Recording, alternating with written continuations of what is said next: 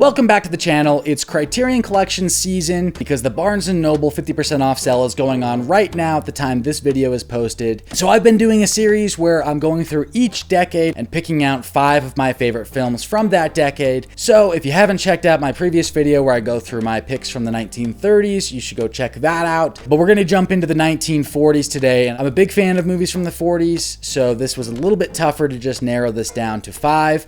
Let's just go ahead and jump right into it.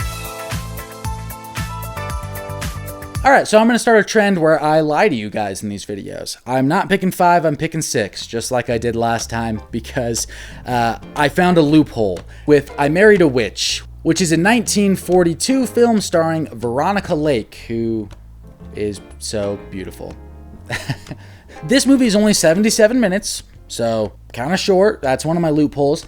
And secondly to that, it doesn't really have any supplements to it, and Criterion occasionally, and by occasionally I mean very occasionally, releases a movie at less than their traditional MSRP value. So a normal Blu-ray from Criterion costs $40, and then during the sale is $20. Well, this movie only costs $30, and during the sale is only $15. So that's my loophole to justify having a 6 movie on this. I Married a Witch, though, is an absolute blast of a movie. It's kind of a precursor to like a Bewitched TV show. It has that same old school flying on a broom witch energy. It's got such fun special effects to it that I really love. And Veronica Lake is just so charming as our main witch. She casts a seductive spell over our main character and they get married, and he discovers, oh shit, she's a witch. That's the movie. So check it out. It's a really fun watch, and that's pick number 1. Okay, my next pick from the 1940s is a British film. Similar to what I said in the last video, the 40s, what you're going to find in the Criterion Collection is still mostly going to be American cinema, and the scope of world cinema only grows a little bit here in the 40s, but really in the 50s is when we start to see a lot more world cinema in the collection. But this is A Matter of Life and Death. This movie stars the classic British actor David Niven. At the beginning of this film, David Niven survives a miraculous plane crash as he's kind of recovering from a head injury. He is then greeted by someone who tells him he should have died and that he actually is meant to go to the afterlife. Well, he doesn't want to go to the afterlife. He actually meets the woman of his dreams after his plane crash and falls in love. And so now he's like, well, I've got this whole life that I'm planning to live. I don't want to die. So he essentially has to mount a case to present to the high order in the afterlife and essentially make an argument to why he should still get to live when he was meant to die. It's a really fascinating concept. What's interesting about it is that, his co-pilot in the plane crash does actually die, and we get to see him in the afterlife. We follow him as he's kind of in the waiting rooms of the afterlife, and he actually gets to participate in the case to help defend the life of his friend down on Earth, played by David Niven. It's a very cool concept. It has such beautiful color. I love watching these old Technicolor movies. They just have this air of beauty to them that's unlike a modern film and color, because it's still kind of off. It's not like perfect color. It's just kind of surreal feeling, which works really well for this film. But the whole afterlife in this movie is all in black and white. So that's the contrast between it. The afterlife is black and white. His life on Earth is in color. Makes you really want to stay on Earth. But yeah, as David Niven is having these conversations with his one representative from the afterlife, he is being deemed as kind of losing his mind and slipping into mental illness in the real world because he's talking to these hallucinations. So it has kind of an interesting viewpoint on mental illness, and it has something to say about that. It was very forward-thinking with great themes and a great message to it. Matter of Life and Death. Check it out. Okay, if we're talking the 1940s, I can't really leave this off of my list. It really truly is one of the greatest films of all time. I know that's a little divisive. Some people maybe don't feel that way anymore. I think it holds up incredibly well. 1941, Citizen Kane. This is also a 4K release, and this is a beautiful 4K release. I really love the packaging. It kind of splits out like this with a million discs to it. Oh, shit. There goes the book. But Citizen Kane, if you don't know much about this film, god damn it, I shouldn't have opened this. Hold on. To close it up, you just got to figure out how to spell Kane backward. Okay, Citizen Kane. There's been much said about this movie over the years, but Orson Welles really knocks it out of the park as both a director and the star of this movie. It chronicles the life of Kane from childhood all the way until his deathbed, where he utters the word rosebud and created waves of analysis of what does rosebud mean.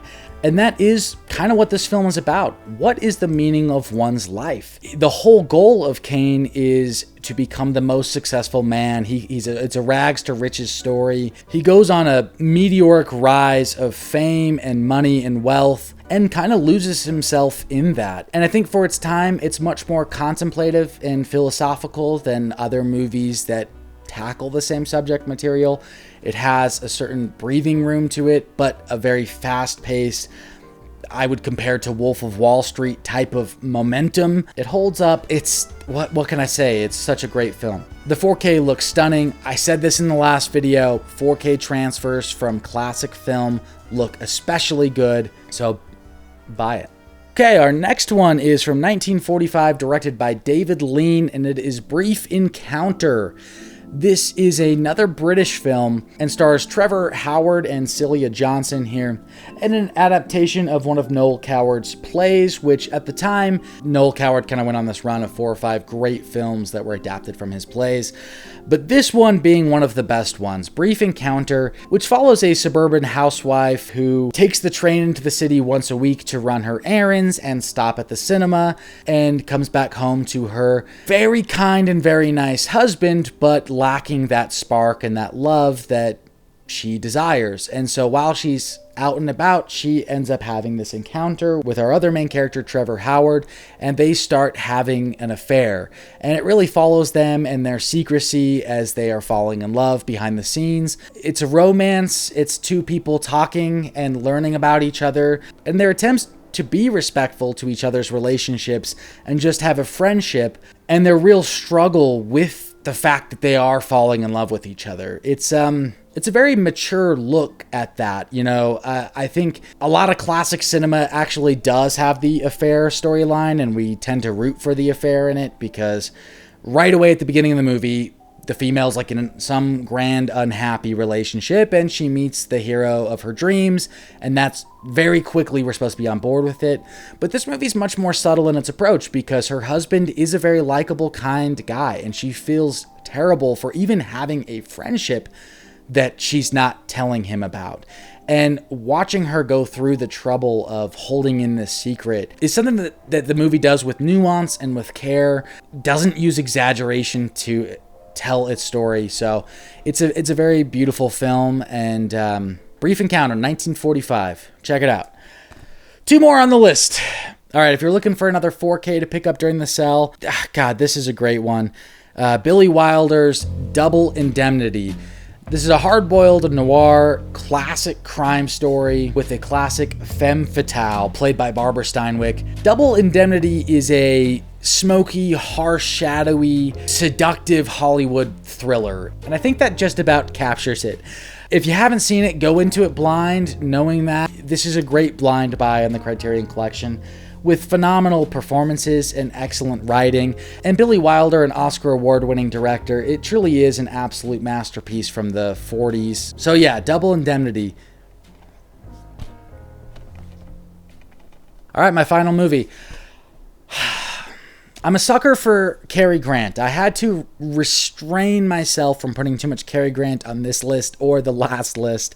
But this one, this is a Hitchcock movie, and it was a Hitchcock movie I hadn't seen before I picked it up in the Criterion Collection, and it's the Hitchcock movie that makes me wonder why no one talks about this Hitchcock movie.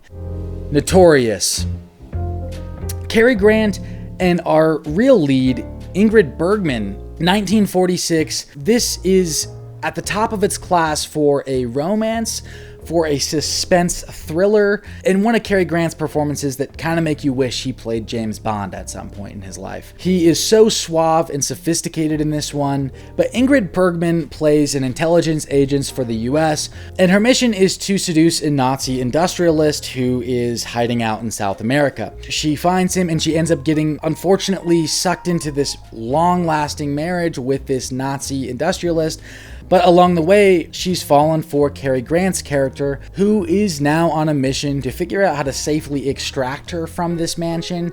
And so he then goes undercover and shows up to this house party, and the both of them are trying to figure out ways to hatch a plan and a scheme to not only catch this Nazi, but to also save Ingrid Bergman and themselves. It's a fantastic espionage film, but being that it's Hitchcock, it really is suspense driven first, and absolute knockout performances from Cary Grant and Ingrid Bergman. They're so great in it. Notorious is one of my favorite films in the collection. 1946. Check it out. All right, that rounds out my list of movies from the 40s. That was tough to narrow down, but what are your favorite movies in the collection from the 1940s? Let me know in the comments below. And what have you guys been picking up at Barnes & Noble during this Criterion sale? And we'll catch you in the next installment of the series where I go through films from the 1950s. Expect a little bit more world cinema. Expect me to lie to you again and give you 6 picks. I don't know, maybe 7 picks from the 50s. It's going to get harder as it goes on. And enjoy Criterion season. Catch you next time.